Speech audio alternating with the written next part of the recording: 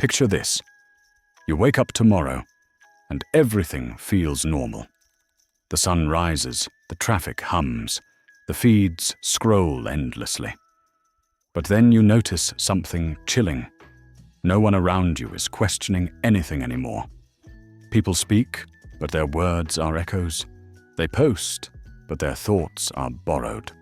They react, but they no longer reflect. The human mind, once the engine of revolutions, art and discovery, has been quietly downgraded into something mechanical, something obedient. This isn't a nightmare. This is happening now. We live in a world so saturated with noise, so overwhelmed by speed, that the skill once considered the crown jewel of human existence, critical thinking, is vanishing before our very eyes. And ask yourself, what becomes of a civilization when its people stop asking why? When they stop looking beneath the surface? When the question dies, the society soon follows. History does not forgive collective ignorance. It devours it. And here is the most unsettling part. This decline isn't an accident. It's being engineered. The structures around us, media, education, politics, technology, are not designed to sharpen our thoughts, but to soften them. Not to make us think, but to make us consume. The algorithms don't reward reflection. They reward outrage. Schools don't cultivate curiosity. They train obedience. Leaders don't encourage debate. They demand agreement. And so, without noticing, we trade our independence for convenience, our discernment for dopamine. Philosophers have a word for this phenomenon: collective stupidity. It doesn't mean people are incapable of intelligence. It means they're being conditioned to stop using it, conditioned to follow signals instead of reason, conditioned to surrender the very freedom that once defined us. And once that surrender becomes normal, everything changes. Truth becomes optional. Lies become profitable, and entire populations become manageable. But here's the twist you need to hear. If you're watching this, and you've ever felt that twinge in your gut, that sense that something is profoundly wrong, you are already resisting. You are already awake. And that is dangerous. Because critical thinking, in a world that thrives on conformity, is an act of rebellion. It sets you apart. It makes you unpredictable. It makes you powerful. So stay with me, because what comes next is not comfortable. It will rattle the foundations of what you think you know. But it may also be the most important truth you hear today.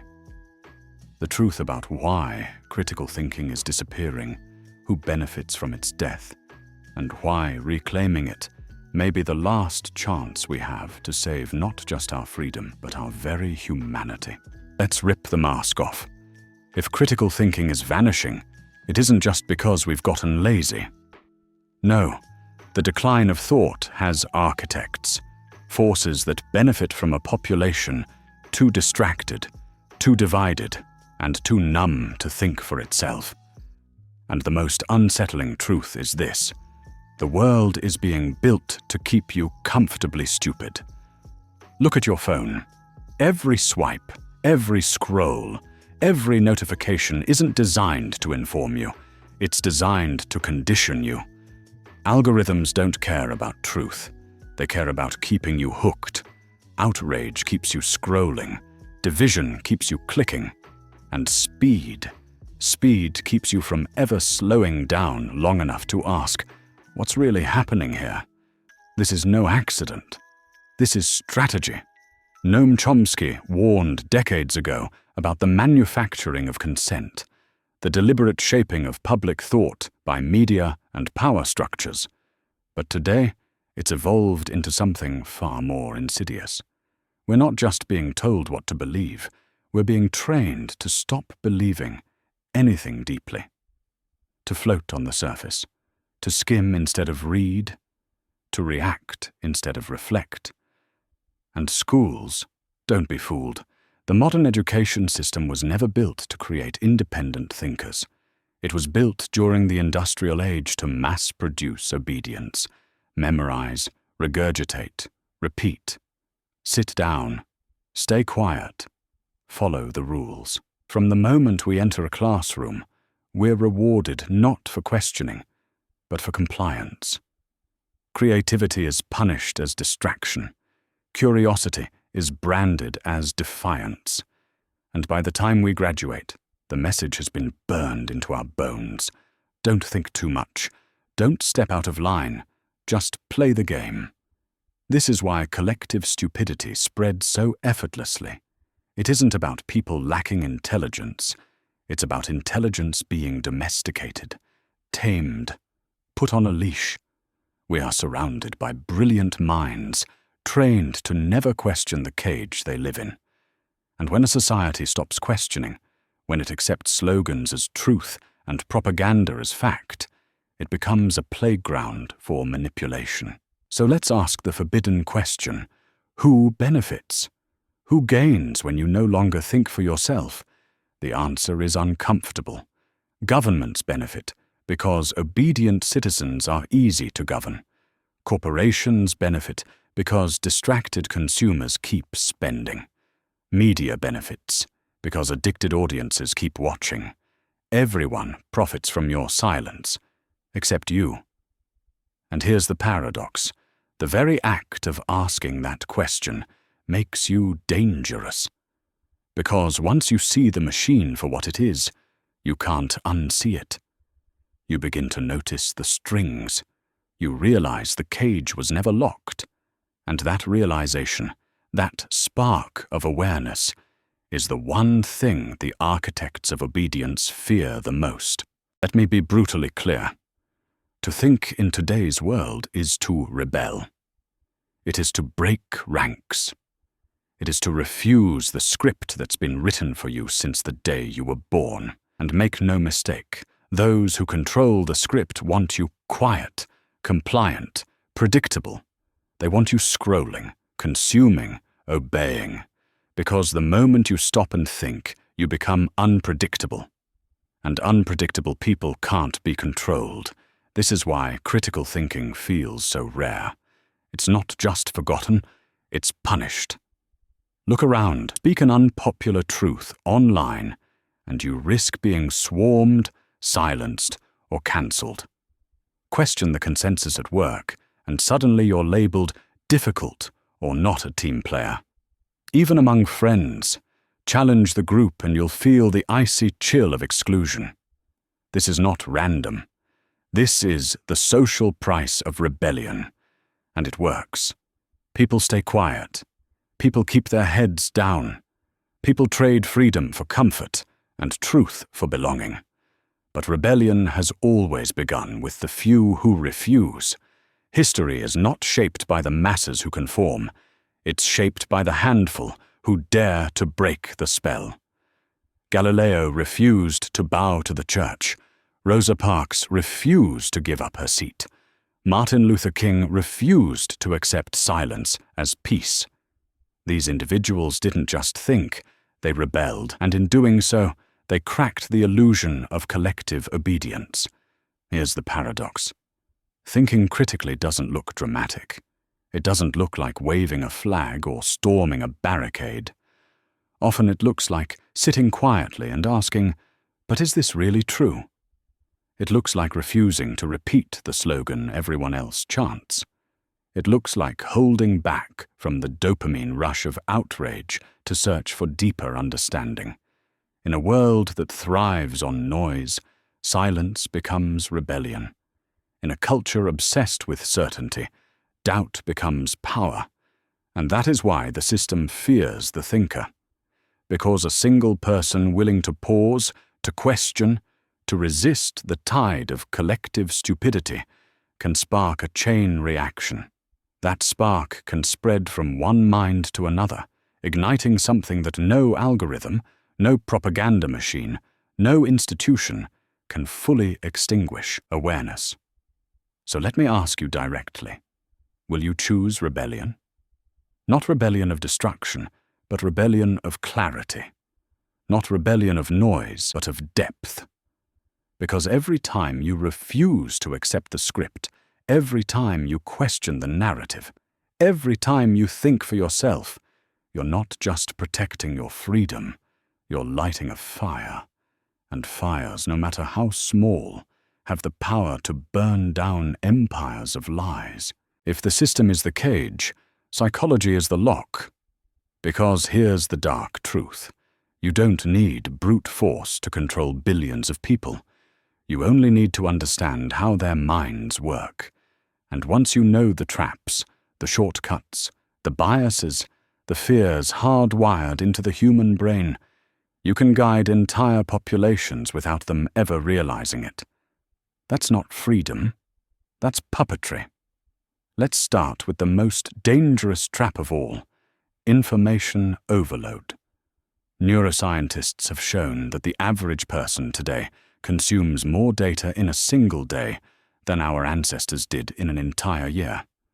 Notifications, headlines, ads, updates. Every second a new wave crashes into your brain. But the mind wasn't built for this flood. And when it drowns, it doesn't slow down to think. It shortcuts. It looks for signals, likes, shares, retweets. It follows the crowd. This is called social proof, and it's one of the easiest buttons to press. Show a post with 1 million likes, and most people will assume it's important without ever asking if it's true. Then comes confirmation bias, the brain's addiction to comfort. Once we accept a belief, our minds twist reality to defend it.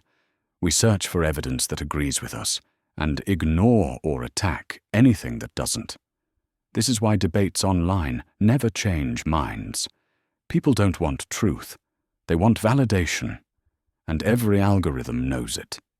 They feed you the world you already agree with, wrapping you in a digital cocoon until you mistake familiarity for fact. Another trap is groupthink, the quiet killer of independent thought. In groups, we want harmony. We crave acceptance. So we silence our doubts, bury our questions, and nod along even when something feels wrong. Corporations fall into it. Governments fall into it. Families fall into it. And when no one speaks up, disasters happen. History is filled with tragedies born not of stupidity, but of silence. And then there is the fast brain, what Nobel Prize-winning psychologist Daniel Kahneman called System 1. Quick, emotional, instinctive. It jumps to conclusions, makes snap judgments, and saves energy. Useful for survival, but catastrophic in an age where manipulation is a science. Politicians, advertisers, influencers, they all exploit this. They don't want you to think slowly, carefully, rationally.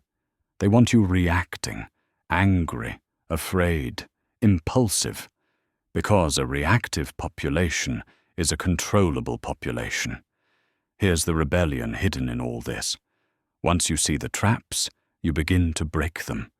You start to recognize when you're scrolling in autopilot. You notice when your brain is chasing validation instead of truth. You feel the pressure of groupthink, and you resist. The locks are inside your mind, but so is the key. And the first act of rebellion is simple: awareness. Awareness is the key. But let's not pretend the lock is simple. These psychological traps don't exist in a vacuum. They are reinforced, magnified, and weaponized by the very systems we live inside. Culture and technology have become factories of obedience, designed to make sure the average person never even realizes they're trapped. Think back to your earliest lessons. School wasn't about teaching you how to think. It was about teaching you how to follow. Sit down, raise your hand, memorize this, regurgitate that. Don't question, don't wander, don't disrupt. Creativity was treated as misbehavior. Curiosity was labeled distraction. And over time, the lesson sank deep. The world doesn't want thinkers. It wants workers. predictable, replaceable, obedient. And when you graduate, the factory doesn't end, it just changes shape. In the workplace, questioning authority risks your paycheck. In friendships, disagreeing risks isolation. In politics, doubt gets you branded as a traitor. Everywhere you turn, the message is the same. Thinking for yourself is dangerous. Stay quiet, stay small, stay in line. But nowhere is this more obvious than in the digital world. Social media has perfected the science of mental control. Platforms aren't neutral. They are designed to keep you scrolling, reacting, consuming. Algorithms don't care about wisdom. They care about engagement. And what drives engagement? Outrage, fear, division, the exact emotions that hijack your fast brain and shut down rational thought. The more reactive you become, the more profitable you are. And let's be clear, this isn't just an accident of technology. It's a business model. Entire corporations profit off your distraction. Politicians thrive on your outrage. Media companies survive on your confusion.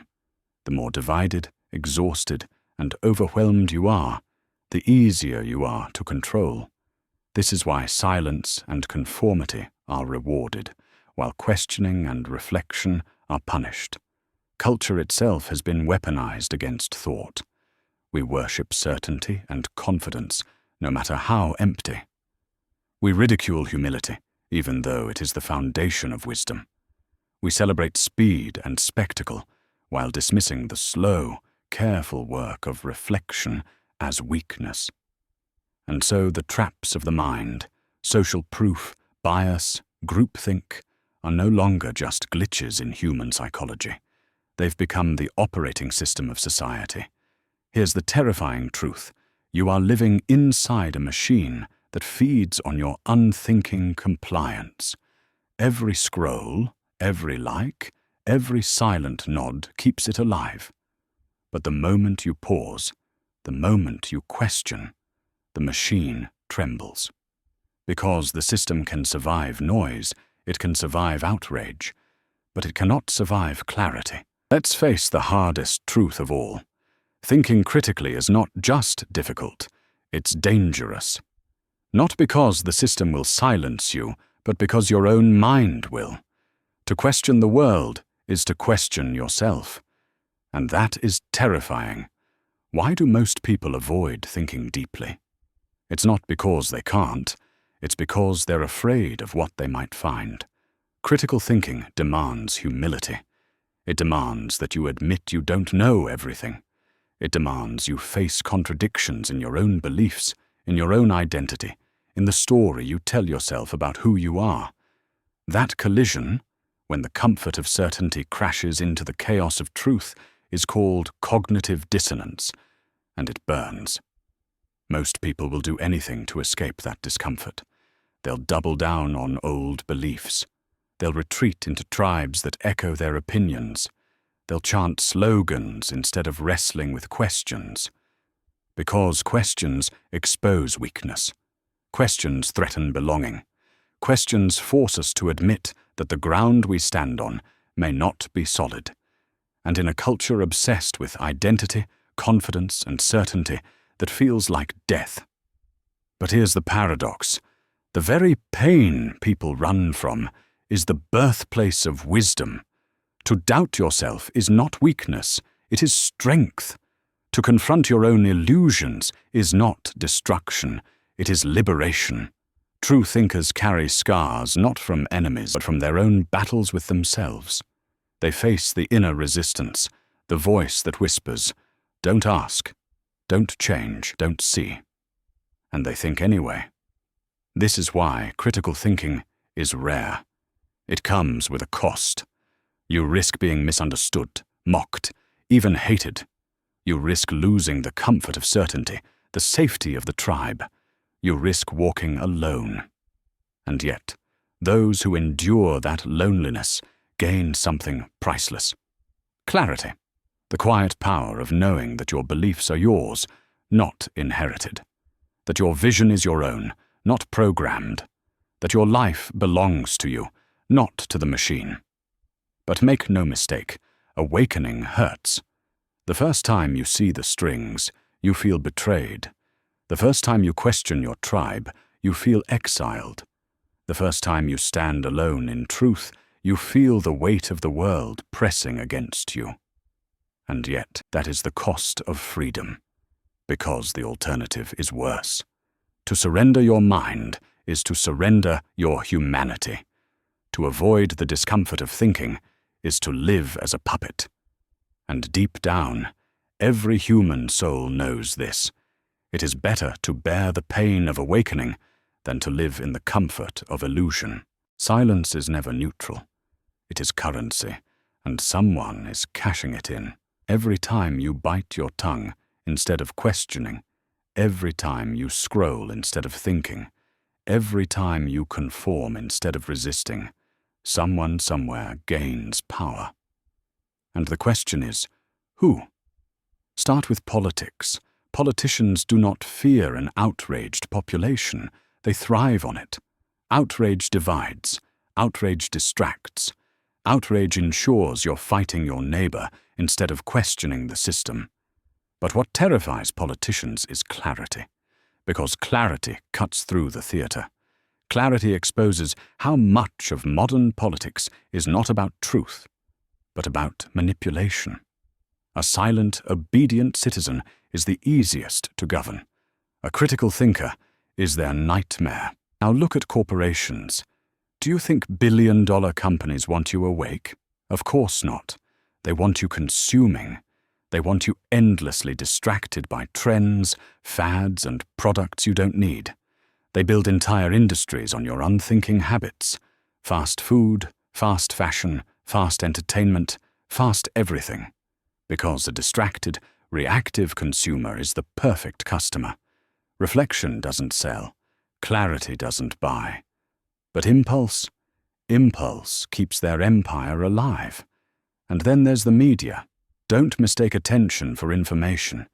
Most news outlets aren't in the business of truth. They're in the business of keeping your eyes glued to the screen. Fear sells. Anger sells. Division sells.